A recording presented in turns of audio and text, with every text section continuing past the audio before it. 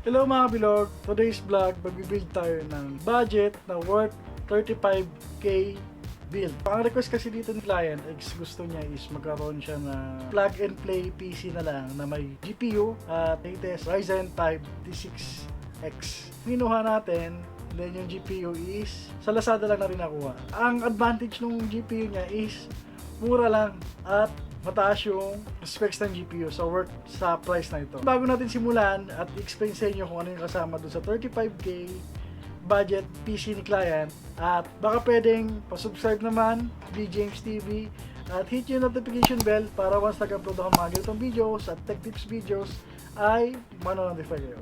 Siyempre, bago natin simulan, pasok muna intro.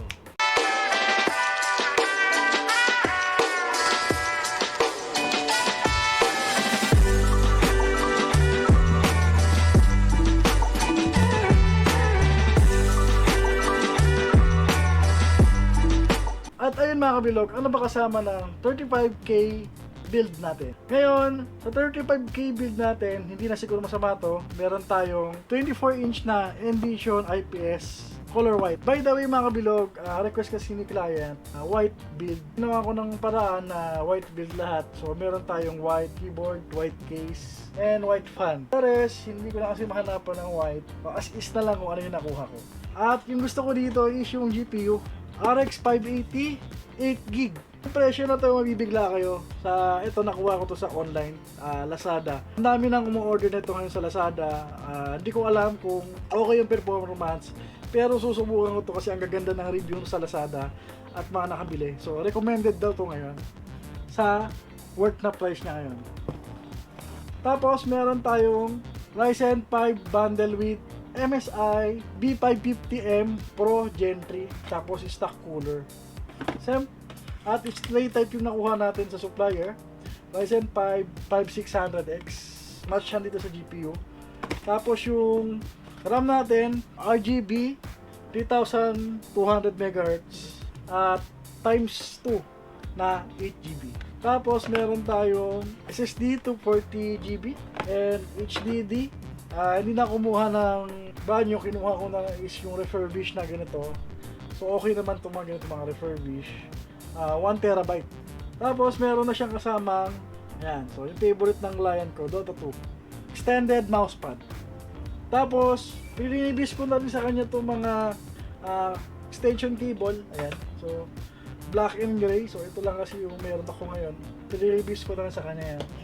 Tapos meron siyang RGB romantic YGT fan. May remote to, makakontrol mo yung light. Then RGB na siya. So 6 to mga kabilog. At meron siyang white na Nexion mechanical keyboard, mouse and keyboard. Tapos sa case naman, syempre hindi mawawala tong YGT B709. So ito yung ginagamit ko before. Nakarang build, white pa rin. Ngayon, papakita ko sa inyo kung paano ito i-build. And then, shoutout dun sa buyer natin, kay Sir Kelvin. Maraming salamat sa pag-avail. I-build na natin itong piso mo. Okay, so marami na tayong build na PC dito sa channel natin. So ito, time-lapse na lang gagawin ko. Papakita ko na sa inyo kung paano siya i-build. And try ko rin i-play yung mga games na kaya ng RX 580.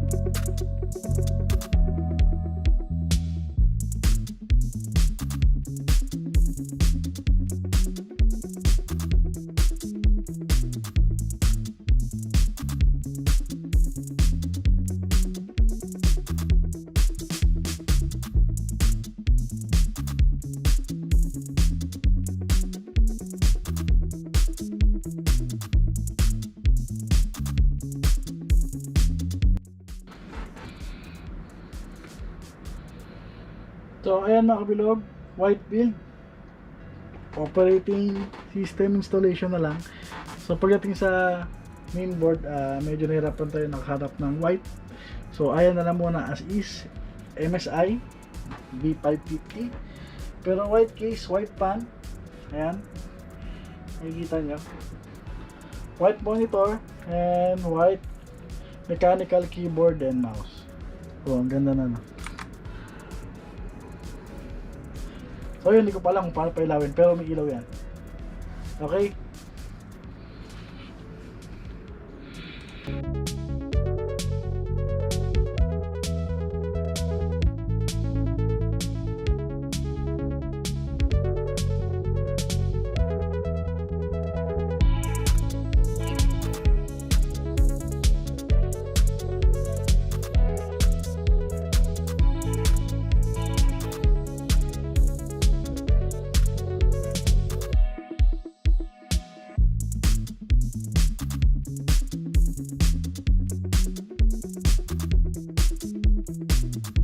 Sa build na to mga kabilog, sa worth 35k, so meron na siyang GPU na 8GB RX 580 and Ryzen 5 5600X. And ang maganda dito, meron siyang 6 fan, 240GB SSD, 1TB HDD. And kasama na rin tong mechanical keyboard and mouse. Syempre, para matesting talaga natin yung performance nito, ang ginawa ko, nilagyan ko na rin ng games at nag-after benchmark tayo na maganda yung performance itong GPU na to at yung naging partner niyang processor. Kung makikita nyo sa build na ayos, simple lang, clean build, black and white. Pinaka small build talaga ni client is more on white, so sa loob kasi medyo mahirap maghanap ngayon ng mga white motherboard, white GPU. So kung ano yung nakuha ko ngayon, yun na lang muna ang sinuggest ko at binilid natin for today. At ayun mga bilog, tapos na tayo sa pag-assemble ng PC na to at into installation ng operating system, tsaka nilagyan na rin natin ng games para matesting natin yung performance. So napapansin nyo, AMD RX 580 8GB yan. So sa FPS hindi siya nag-drop, smooth siya like tong Dragon Ball na lalaroin natin. Ayan. So dito makikita natin yung performance na smooth yung games na tinitesting natin. So ito, Dragon Ball Fighter Z. So makikita nyo naman, ang ganda ng graphics. Ayan, no? So RX 580 8GB yung gamit natin. Try natin yung escape. At ayun mga bilog, hindi natin siya ma-escape. Ngayon mag-try tayo ng mga games na kaya ng video card na to. Tingin ko lahat naman kaya niya kasi kita nyo naman display pa lang, napaka-angas na at hindi siya nagda-drops from 60 FPS. So magandang performance to para sa RX 580. Tapos ang CPU kasi nito is Ryzen 5 5600X. So sulit na sulit sa 35k na build natin. Ayan. And then mababa lang yung temperature niya.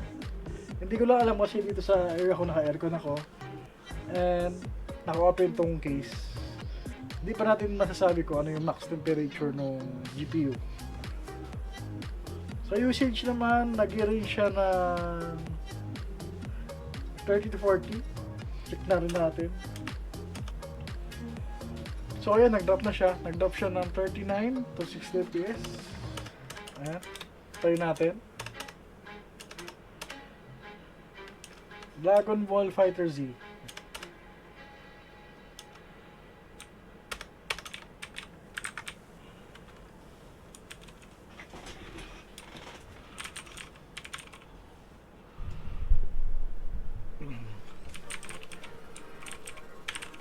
Ayun guys, makikita nyo yung temperature niya is 49 Celsius and yung GPU usage na umaabot ng ano,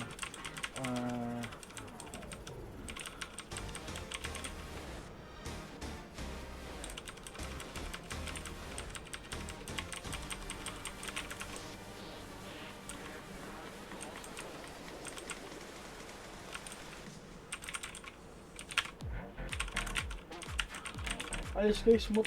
60 FPS pa rin.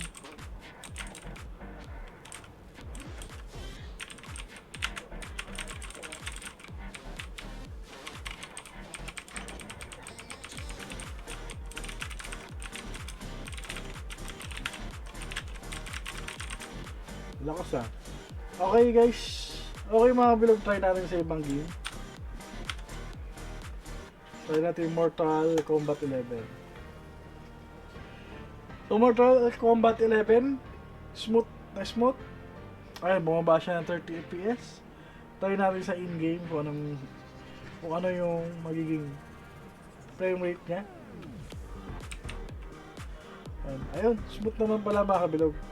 60 FPS for RX 580. Then 50% yung GPU usage niya.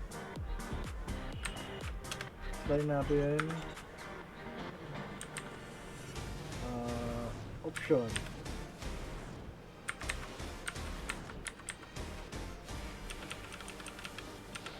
Graphics.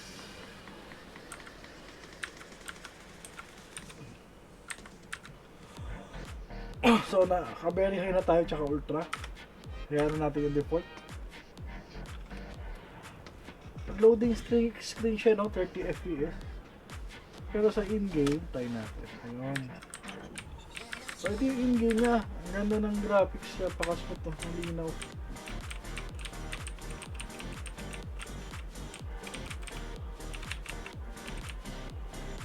Ayos.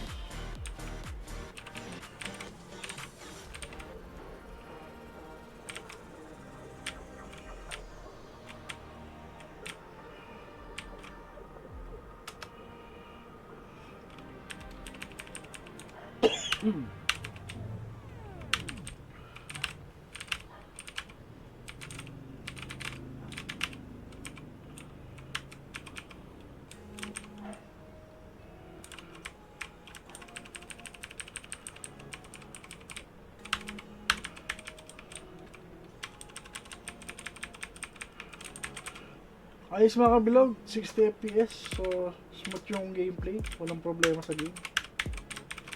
Napaka smooth.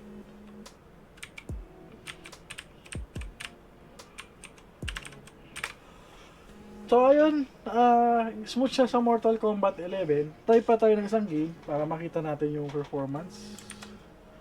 So try natin tong Tekken 7. Opening 60 FPS, 50% temperature, GPU usage 50%.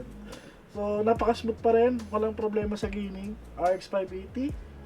So murang-mura lang nakuha natin. At tayo mga bilog, testing naman natin, practice mode.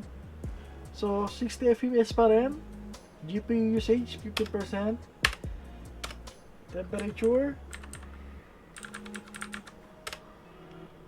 Ayun, so the GPU usage niya maabot na ng 100. So ang ganda ng performance mga kabilog. Smooth siya, hindi siya lag. Sa worth na 35k, dito testing natin yung performance nito.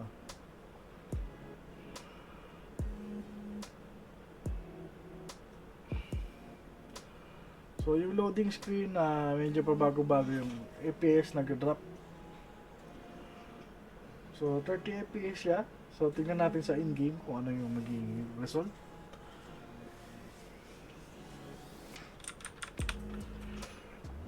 So ayun mga bilog, GPU usage is 50% and 60 FPS pa rin yung performance na. So hindi ko na na-check kung naka-high graphics pa to, pero sa akin okay na siya kasi napakalinaw na ng display. So hindi lang ako marunong maglaro ng Tekken. Pero ang ganda ng graphics.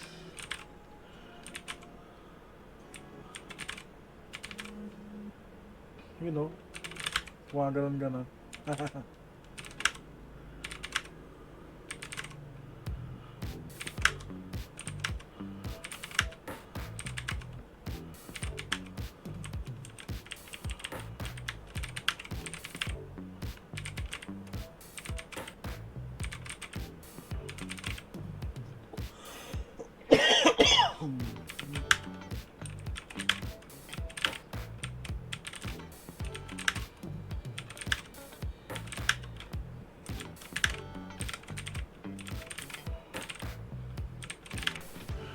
At ayun mga bilog, hindi ko na papatagalin, tatapusin ko na itong video na to.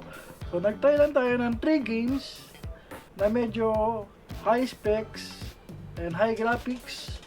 So all good naman, lahat ng games ay pumasa sa RX 580 8GB GPU. All games naman ay nakapasa dun sa GPU natin na RX 580 na 8GB Ryzen 5 5600X. So all goods naman, wala naging problema sa build natin. Smooth na smooth, 60 FPS. Wala naman naging lag or frame drops. At hope na nagustuhan niyo yung video na ginawa natin sa build na to. At sa mga interested at gusto magpa-build, message lang ako sa page ko, Gigabit Tech at Big James TV.